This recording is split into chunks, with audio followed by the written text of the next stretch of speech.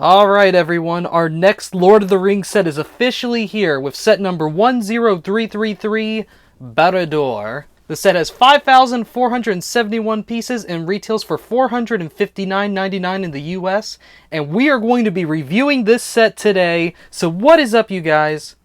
Misa back! Thank you so much for clicking on this video. My name is Will, and if you enjoyed this video and want to see more reviews and LEGO The Lord of the Rings news in the future, please be sure to leave a like, hit that notification bell, subscribe to the channel, and also don't forget to share this video out there. So the LEGO Icons Burad Dur has been a set we've long been anticipating ever since some leaks back in February, over a year ago, teasing this set was the next Lord of the Rings set to release. So we're going to be taking a look at it fully. So taking a look at the box art here, it's our typical LEGO Icons box art with some black detailing down near the bottom. We also have a bunch of warning stickers all over it because there's a light brick. And they just want to make sure everyone stays safe. So once again, if you have this set, please be careful with those pieces, especially keep them out of reach of children. That is my PSA of the day, so moving on. As for the rest of the box art, there's really not much. The back of the box, of course, features multiple different things that we'll just be looking at the actual set itself. It being such a massive set, I just simply didn't have space on my review table to have the camera, so I had to go for a really weird angle here. But here it is, the box in all its glory. Upon opening the box, you will find 3 instruction manuals and 40 numbered bags. The instruction manual will start from the base of the tower all the way to the top with the flaming eye. And each instruction manual is filled with little bits of fun facts and quotes from the movies and books about Burad Dur and Sauron. Moving on to the minifigures included in the set, we have a total of 10 characters. The first one we're going to be taking a look at is Frodo. So the first thing I do want to note is Frodo and Sam are included in this set, and they're, in my opinion, the most disappointing figures. The reason why being that their outfits. Now, at this stage in the films, Frodo and Sam are both very tattered. They're nowhere near the way these figures look in the set. So I want to get that out of the way first and say that is a huge disappointment to me. All you had to do was at least design a different torso. Moving on from that though, the Frodo figure looks great for Frodo himself. He has the one ring, he has the legs that are partially the Hobbit feet, and then his pants. Quick look at the back of the figure here with the alternate head. Once again, nothing really new about this figure from the Rivendell set, other than the fact that he also doesn't have Sting, as Sting was a brand new piece introduced in like a weapons set. So it's I really hope eventually we get Sting as a solo piece again in the future, because it's another glaring omission from these figures. Next up we have Samwise Gamgee. Just like Frodo, no tattered clothes, he looks just like he did in the Rivendell set. He comes with a sword and he also has the Phial of Galadriel. Back of the minifigure in the alternate head shows a much happier expression. Once again, Sam looks great for what he is, but it's very inaccurate to the scenes in the film. So moving on to the newer characters in this set, first we have Gollum/Smeagol. This is a new Gollum mold with a new printing. He looks much scarier than he did back in 2012. As before, his legs cannot move, but his arms can, and he can of course hold a fish or the ring or whatever you want him to hold. Next up we've got some orcs, and this set does come with a whole line of new helmets. So with luck we'll see more of those again in the future. But we have first one of the 2 brown orcs included in this set. They have incredible armor detailing. I love all the fur lining nearer to the arms. The back of the figure has the armor printing continue around the torso, not the legs though. And a quick look here at the orc without his helmet on, and of course another look at the new helmet piece. Moving on to the other brownish orc, this one is the chef, as we'll get into when we take a look at the actual set itself. Now he has this little tongs here that he's using to hold a hot dog. He looks very happy about his job. I guess meat must be one of his favorite foods because it's back on the menu. I mean, I shouldn't be making that joke too much, but I'm probably going to make that joke again. The armor pieces once again is new detailing. He has reddish arms. And of course at the back of the minifigure the detail continues and we have a much more furious expression on his face. Moving on to the first of the green orcs here, these orcs remind me a lot of the Moria orcs we got back in 2012. I love the dirt and grime all over his armor. This is the orc blacksmith included in this set. As you can see, he's using basically the piece of Thor's hammer as he forges another orc sword to add to Sauron's growing armies. Quick look at the back of the minifigure here. You can see the armor continue. and he has a much more stern expression. Next we have the second green orc included in the set. This one's a more warrior. Once again, I am loving the armor detailing. Each orc has different armor prints. And here we get a first look at the new shield piece here. I love the dirt and scratches all over it. It looks really good.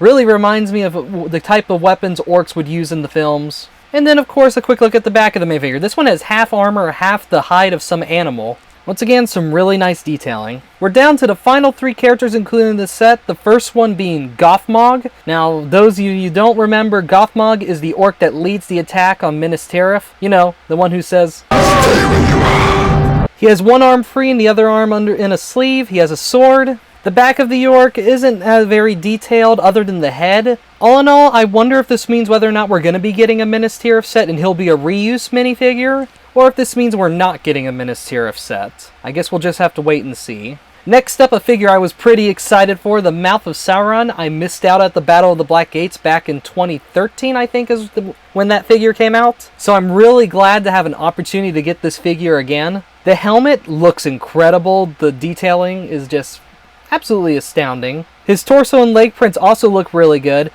The back of the minifigure doesn't have a lot of detailing, it's just the cape, and there's nothing under that head but those teeth. So I say we leave that gruesome image to the imagination. That, of course, leads us to the final figure included in the set, Sauron himself. What can I say? This is exactly what I wanted from a Sauron minifigure. It looks exactly the way it should. The helmet's great, the armor piece around the shoulders is great. The cape and mace look good. The armor on the torso and legs looks incredible.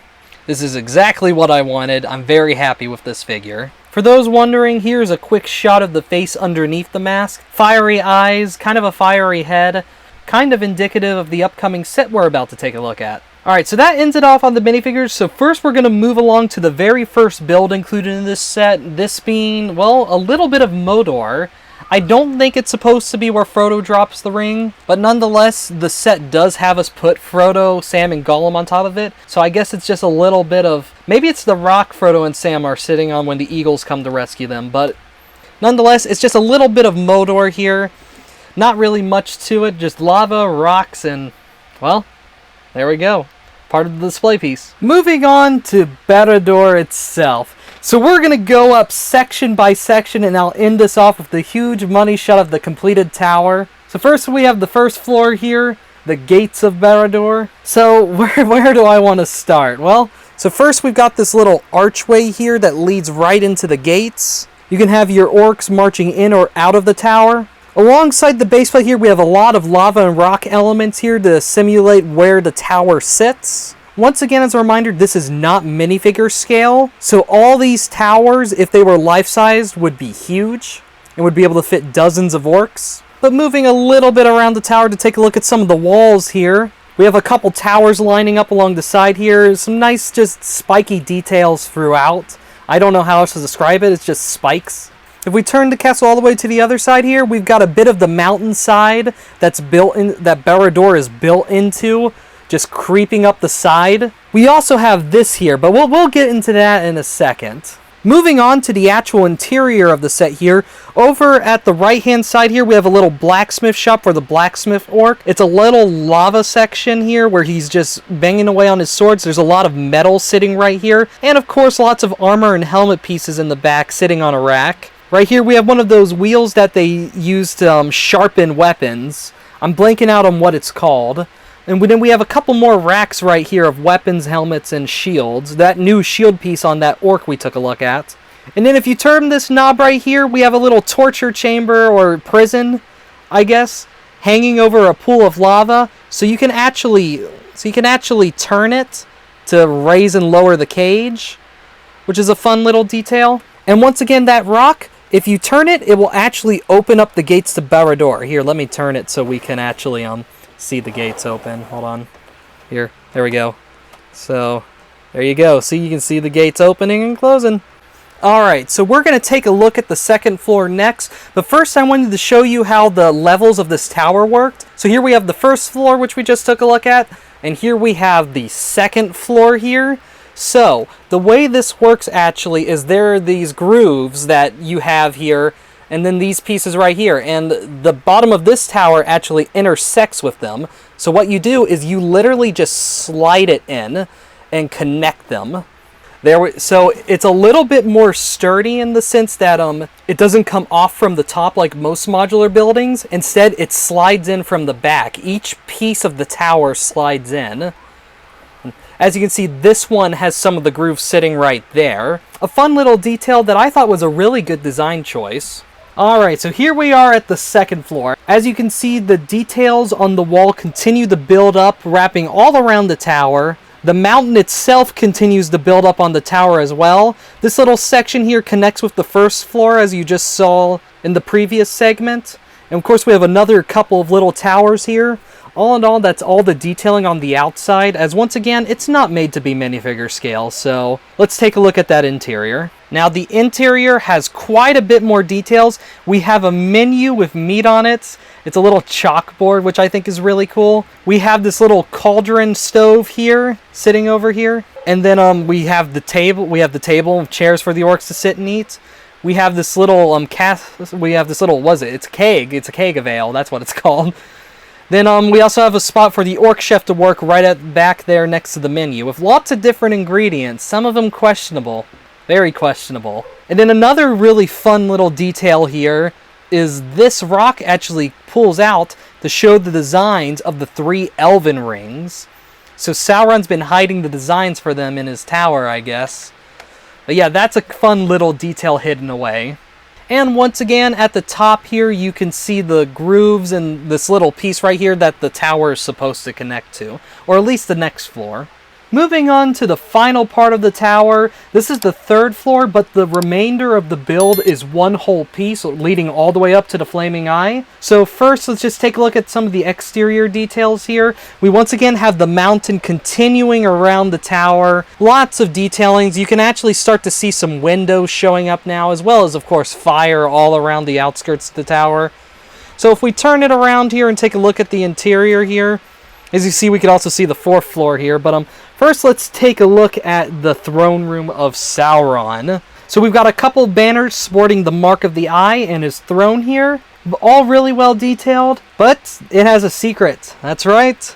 If you pull this knob here, the throne is actually supposed to open to reveal an interior. Let me make sure it's all the way open here. So we've got a couple stickers here showing hallways to other parts of the castle. Then we actually have a planeteer, the one Sauron uses to corrupt Saruman and also poison the mind of Denethor. And in the background, we also have another sticker here. I'll try to get a closer shot here of just Middle Earth and places Sauron plans to conquer. Quick look at the planeteer piece here. We actually have an image of the white tree on fire, which is what Pippin sees when he takes it and looks at it. And then the other side actually shows us a vision of Bagend on fire, which is something I don't think we saw in the original photos of the set. So once again, some really cool details. Sauron's throne room is probably my favorite part of the set. Aside from the top, of course, but we'll get there. Alright, so moving a floor up here, the detail on the outside continues just the same with a bit of windows, spikes, all the other fun stuff. So we have a little place for the mouth of Sauron to be working. A lot of letters, potions, all that stuff. We've got some axe detailing on the side here. If we actually look up here, we actually have a photo of Sauron holding the ring here. And then we also have a couple bookshelf stickers, basically. But honestly, my favorite new piece included in this set is this new tile piece with a whole bunch of scrolls. I just think that's a really cool detailed piece, and I hope to see that in future projects. Really cool detail on the outside of the building. According to LEGO, this is actually a doorway into the building. Now, it doesn't open or close or anything, it's just there for detailing. But nonetheless, you can actually see some of the stairs.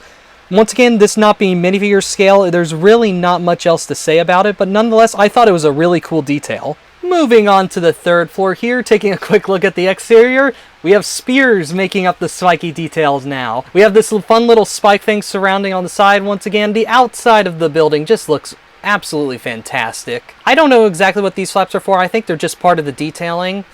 And of course, it's all to represent what comes up top, but we'll get there.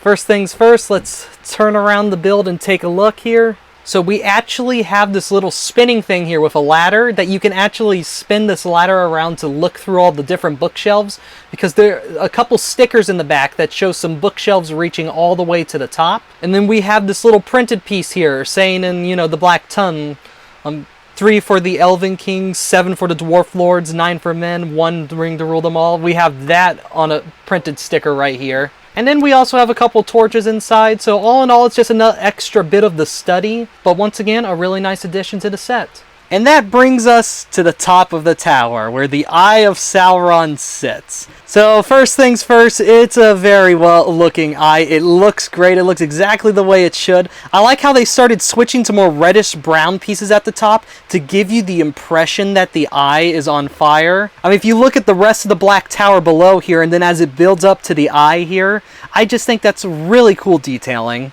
The eye itself is actually pretty poseable. You can turn it to look left and right, up and down. And then of course the set has a light brick, which is supposed to shine the eye and make it glow, which is by far the coolest feature in this set, as the Eye of Sauron is definitely one of the most iconic things in the Lord of the Rings. As for the money shot, like the box before it, the model is just too tall for the workspace I've got. As you can see, we've got the bottom of the tower building all the way up to the eye here. It's just, I just don't have the space or the camera angle to just show off the entire set in all of its glory. It's like, it's just, yeah, see, I'm trying to reposition my camera here, and I can't. But nonetheless, it's an absolutely massive set, especially in height. It's not the biggest Lord of the Rings set we've gotten. That honor definitely goes to Rivendell. But it's the second biggest, and I absolutely love it. It looks really good. It's probably the more iconic of the two recent Lord of the Rings sets we've gotten. But alright, let's move on to our review chart. So first off, we have build time. This set took me a whopping 9 hours, a little bit more to build. I spent a lot of free time working on this at the expense of posting videos on the channel, so I really hope you guys appreciate this video, and please be sure to leave a like if you do. Visually, I'm gonna have to give the set a 10 out of 10. It looks absolutely gorgeous. I'm really happy with the final product. There's nothing I would change about the visuals, except for maybe the minifigure clothing design, in particular Frodo's and Sam's, but that's me nitpicking at this point. Stability? It's a very stable set. Of course, some of the detailing and spikes and stuff surrounding the tower could potentially come off if you mess with it, but in terms of the stability of the tower itself, you could transport each piece with ease. So I'm going to give stability a 9 out of 10. Design, definitely a 10 out of 10. The build process was really enjoyable, starting from the very bottom all the way to the flaming eye on top. I have no complaints about the design of this set. Now, price per piece. This set has 5,471 pieces and retails for $459.99 in the US. Now, for those of you who know my personal piecing system, I think 5,000 is usually the equivalent of at least $500. So the fact that it is almost a full 1,000 pieces more than what I typically would want in a set that's priced at $460, yeah, I'm going to give it to it. It's going to be a 9 out of 10. I think the amount of pieces you get in this set for $460 is worth it. Now that leaves me with price per what you get. Do I think this set is worth $460 without taking the piece count in mind? Well, if you're a huge Lord of the Rings fan and you have $460 to spare, yes. I 100% say yes, this set is definitely worth $460. I know not everyone's going to be able to afford this set, but if you ever have a chance to, or are even able to start saving up for it, save up for it now. This set will be out for a few years, 3 to 4, my best guess. Even if you save just a little bit here and there, you will eventually be able to afford this set. So price per what you get, I'm going to give it a 9 out of 10 as well. Which leaves me with the final verdict, which I am going to give a 10 out of 10 right off the bat here, just like Rivendell. So far, both Lord of the Rings sets we have gotten since the theme's retirement back in 2015, I think, have been absolute successes in my book. They're very well detailed, little bits of nitpicks here and there, like the Frodo and Sam outfits, but other than that, I am really happy with the final product, and definitely hope to see the return of Lord of the Rings next year. with another banger of a set. What will it be? I have no idea. But with luck, maybe it's Minas Tirith. Or maybe Edoras with the March of the Rohirrim film coming out. I guess we'll just have to wait and see. But alright everyone, I'm going to wrap it up for this video. Are you planning on getting this set, or do you already have it and plan on building it? And what are your thoughts on it? Let me know down in the comment section. If you enjoyed this video, please consider leaving a like, hitting that notification bell, subscribing to the channel, and also don't forget to share this video out there. I'm really happy I was able to get this review out pretty quickly compared to my Rivendell last year where I took half a year to get the review out. Once again, I hope to get a larger space in the future for reviewing massive sets like this, but until then, I'll see you all in the next one. Bye-bye.